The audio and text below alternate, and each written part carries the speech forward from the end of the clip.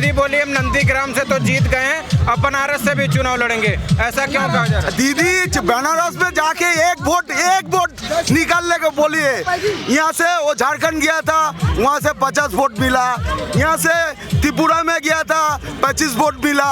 यहाँ से वेस्ट बंगाल से कहीं भी कई राज्य पे जाइए, वो एक वोट दिला के दिखा दीजिए जो दीदी टीएमसी वाला को छोड़ के फेंक देंगे हम लोग भारतीय जनता पार्टी का जो कर्मी है ना, अब उखाड़ के फेंक देंगे ये लोग को। दादा ये बताइए, यहाँ ममता बनर्जी लगातार जय श्री राम का विरोध करती हैं, आज मोदी जी ने भी कह दिया वहाँ तो सब हर हर महादेव कहते मिलेंगे, कैसे चलेगा काम ऐसे ही चलेगा। वो लोग जब अल्लाह अकबर करता है, हम लोग तो कुछ बोलता नहीं है, हम जय श्री राम ध्वनि देता है, वो लोग का बहुत दिक्कत होता है। क्या दिक्कत है? वो तो अपना ब्राह्मण घर का आदमी, मगर उसका क्या दिल में दिक्कत होता है जय श्री राम ध्वनि देने से?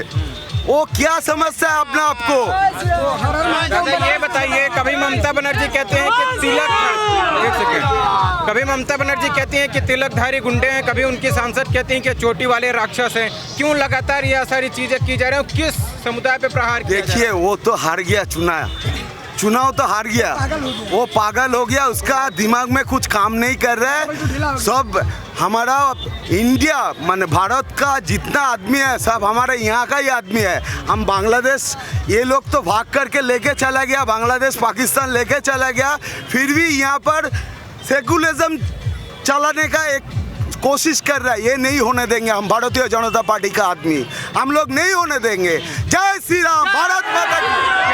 क्या मन बनाई है इस बार बंगाल की जनता, क्या मन बना लिया? मन बना लिया हम 200 पार, आपके बार 200 पार। जय श्री राम, बीजेपी 200 पार। दादा ये बताइए, लगातार आरोप लग रहा है, अभी आपने कहा कि बम बना रहे हैं, गुंडा राज चला रहे हैं, लेकिन वो लोग भी लगातार आरोप लगाते हैं कि बीजेपी वाले बम बना रहे हैं। बीजेपी ये सब कुछ नहीं करता बीजेपी का आदमी। आप लोग देख लीजिए ना, कितना आदमी सब अपना दिल से आया है यहाँ पर आके सब स्वतःस्फूर्त सब। कोई हंगामा हुआ है, कोई इतने आदमी है, कोई किसी का मुंह से उल्टा शब्द निकला? आप पूरा देख लीजिए, एक बंदा आप दिखा दीजिएगा, हम जो कुछ बोलना है आप लोग हमको बोल दीजिएगा, हम मानने के लिए तैयार है। एक भी हम श्रृंखलाबद्ध पार्टी है, हमारा भारतीय जनता पार्टी का हमारा रूल्स अलग है, हमारा सब बनाता है नीचे स्तर से ऊपर तक। जो आज प्रधानमंत्री बोल रहा है एक कर्मी, तो हम लोग भी कर्मी हैं, उन्होंने बोल सकते हैं हम एक कर्मी है, एक प्रधानमंत्री बोल सकता है एक कर्मी है, हम लोग भी कर्मी हैं। तो यही हम लोग का बात। आप लोग कर्मी हैं, लगातार भीड़ दिखती है, लेकिन ममता बनर्जी कहती हैं कि 1-1 हजार रुपए से बाहर पे लोग आ रहा है, हेलीकॉप्टर मंगाया जा रहा है, होटल बुक। झूठ बोलता है। इस बात तो बीजेपी को आना ही चाहिए, बीजेपी को आना ही चाहिए। क्यों आना चाहिए दीदी इस बार कुछ भी नहीं किया, 10 साल से दीदी तो कुछ किया है। आप लोग अंदर गली गली में जाके देखिए, तो रास्ता घाट में देखिए, किसी का ये जो आम पान में झाड़ आया, किसी को कुछ नहीं दिया दीदी ने। दीदी तो कह रही है हम खूब विकास किया, कुछ नहीं दिया दीदी को। आप दिखा दीजिए, कुछ नहीं दिया दीदी। महिलाओं की सुरक्षा के लिए दीदी को लाना नहीं किया दीदी, इस बार कुछ नहीं किया। हम लोग चाहते हैं आए, इस बार मोदी जी आए, हम लोग के लिए कुछ करे हम लोग के लिए। वो तो मोदी जी पे गुंडागिरी का आरोप लगा रहे हैं, कह रहे हैं मोदी जी तो ओ दीदी ऐसे करते हैं जैसे सड़क के गुंडे करते हैं। क्या आपको भी लगता है? कुछ तो लोग को कहना के का बात बहुत कुछ बोल सकते हैं, वो थोड़ी होता है। जो इंसान है वो इंसान के जैसे काम करता है, दीदी का जैसे नहीं काम करेगा। दीदी बोलना है हमको और कुछ नहीं बोल। चालचोर আছে दीदी चालचोर আছে। क्या चालचोर? चालचोर वो जो राशन का जो चाल आता है ना, वो चोरी करता है, हर गरीब को राशन को चोरी करता है।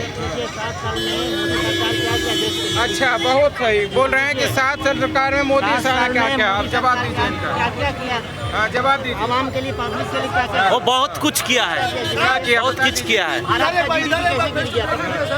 बीजेपी अर्थव्यवस्था कैसे चौपट हो गया? कोई चौपट नहीं हो, और जबरदस्त हो रहा है। जय श्री राम। रास्ता में किसान लोग का है, आज रास्ता में किसान लोग वो तो गलत आदमी है कि यहाँ पे लगातार मोदी जी आरोप लगा रहे हैं कि कटमनी है, तोलाबाजी है, जनता आवाम देख रहा है, आवाम तो लगातार बीजेपी को ही। अगर मोदी सरकार का हम आदर करते हैं, प्रधानमंत्री हमारे देश के, फिर भारत का जीडीपी अर्थव्यवस्था कैसे चौपट हो गया? आज बांग्लादेश पाकिस्तान हम लोग से अच्छे स्थिति में है। बंगाल की स्थिति तो और नाजुक है ना दादा। बंगाल का स्थिति नहीं बोल रहे हैं, हम मोदी सरकार के बारे में बोल रहे हैं। हमारे माननीय प्रधानमंत्री है मोदी सरकार, देश के लिए 7 साल में क्या किया। बंगाल में रोजगार है। बंगाल अगर ममता बनर्जी है राज्य सरकार और वो है प्रधानमंत्री, तो पोस्ट किसका ज्यादा है? अगर वो जनता के लिए राज्य के नौकरियों में जो लगातार ममता बनर्जी कह रही थी, पहले बार आई तो हम बोली 10 लाख रोजगार देंगे, दूसरी बार आई बोली 5 लाख रोजगार देंगे, और इस समय 2 लाख रोजगार की कमी हो गई। सरकारी नौकरी वो मोदी देने आएंगे। बहुत ऐसा सुविधा दिया है बंगाल का। क्या सुविधा दिया? कन्याश्री है, रूपाश्री है, और बहुत। कन्याश्री का लाभ मिलता है? नहीं मिलता है। नहीं मिलता है, आपको नहीं मिल रहा है। नहीं मिलने से इतना आप भी और भी आवाम से पूछिए। और कन्याश्री का लाभ मिलता है? कन्याश्री तो यही बताएंगे ना दादा। दादा किंतु जिंदाबाद। दीदी चलबे ना दादा। दादा 2 तारीख को पता चलेगा। किच्छा बना दादा। 2 तारीख को पता चलेगा। 2 तारीख के बोलेगा, हमरा बोलेगा। हिंदी बोलिए। हिंदी में बोलिए, बांग्ला का बोलेगा। ये जो दादा बोलेगा, दीदी अनेक बोलेगा, किंतु दादा के बोलेगा। 2 तारीख को बात पता चल जाएगा। दीदी तो कह रही है हम बनारस से चुनाव लड़ेंगे। क्यों दीदी बनारस क्यों जा रही हैं? दूसरे को कहती हैं कि बहिरागत हो, अमित शाह बहिरागत हो जाते हैं, मोदी बहिरागत आ जाते हैं, वो बनारस जाके चुनाव क्यों लड़ रहे हैं? देखिए इलेक्शन में ये जितना भी नेता है, हमको दादा ये बताइए, अगर नड्डा बहिरागत हो सकते हैं तो बनारस जाके जो चुनाव लड़ रही है वो बहिरागत नहीं होंगी? कौन जा रहा बंगाल? ममता बनर्जी। हाँ। बनारस से चुनाव लड़ने के लिए बोली है।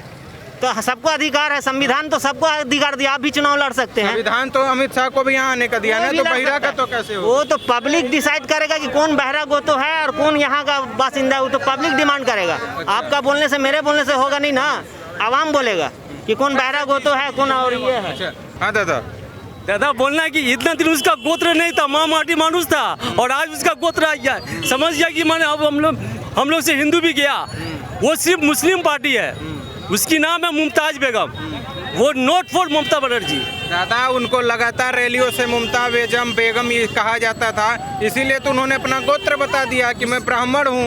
आप क्या कहेंगे? ये तो लुभाने की बात है, वो उन लोग चाहेगा तो कुछ भी कर लेगा अपना। अच्छा।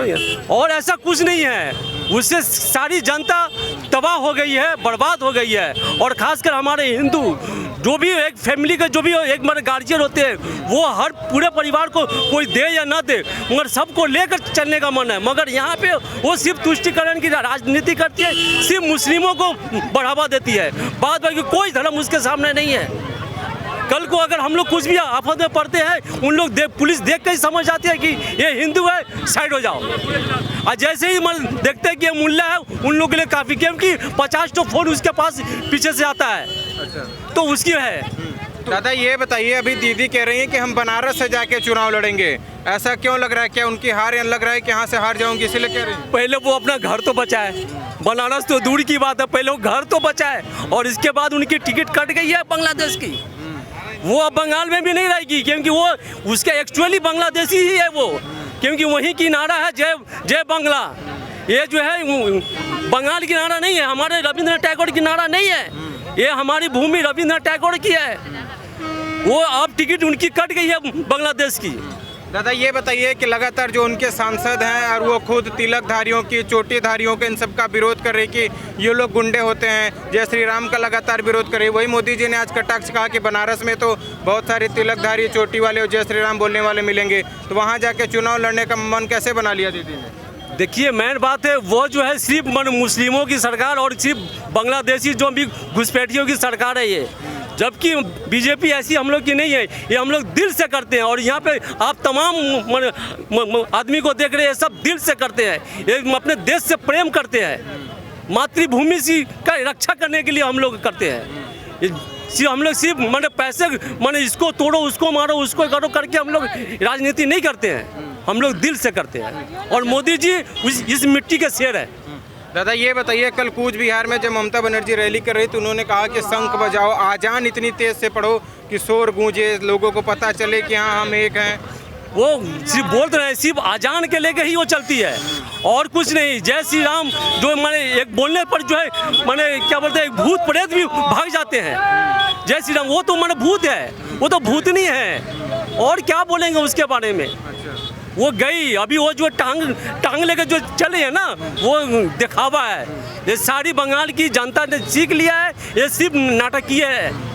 और दादा अभी आपने टांग की बात कही, एक बार कुछ दिन पहले वीडियो आया था, वो खड़ी हो गए थे टांग पे, अभी वीडियो वायरल हो रहा है कि वो टांग हवा में लहरा रही है। ऐसा क्यों दादा, क्यों टांग की? वो सिर्फ नाटक किया, नाटक है, उसके पास कुछ नहीं है, ये ड्रामाबाजी है, ड्रामाबाजी है दादा, और कुछ नहीं है उसकी, माने हार संभव है। पहले जो आया था वो क्या बोला, हम लोग रास्ता रुस्ता सब ठीक ठाक कर देगा, सब जगह रास्ता रुस्ता पाका, ये लंदन बना देगा, है ना। तो आप खुद देखे ना, लंदन है, कहाँ है, हम लोग हालत देखिए, दूल्हा चोटी का कोई पता नहीं है, ठीक है। तो ये लंदन है क्या, कहाँ है लंदन, आप बताइए। हाँ, वो तो लगातार कह रही हैं कि हम विकास करेंगे, वो लोग आ रहे हैं हिंदू मुसलमान झूठ बोल पार्टी रहे, की बात। वही तो इसीलिए तो उसको ले आया, 10 बजे तो उसको देख लिया, अभी नहीं, अभी उसका हाल हो गया पूरा। वो दीदी बनारस जाने की बात करें, क्यों? जहाँ भी जाइएगा, बनारस अनारस जहाँ भी जाइएगा, हम लोग को मोदी जी जिंदाबाद, जय श्री राम जिंदाबाद। क्यों दीदी, क्यों मोदी जी जिंदाबाद, हाँ, कुछ कारण? नहीं, मोदी जी को हम लोग पहले से ही आने के लिए देख रहा था, लेकिन नहीं आ रहा। अभी मोदी जी का टाइम है, ये तो देखिए ना, आप खुद देखिए ना, आप कहाँ से आया, आप खुद रास्ता देखिए। दीदी ये बताइए, हम लोग आदमी चला गया। अरे एक प्रश्न ये बता दीजिए।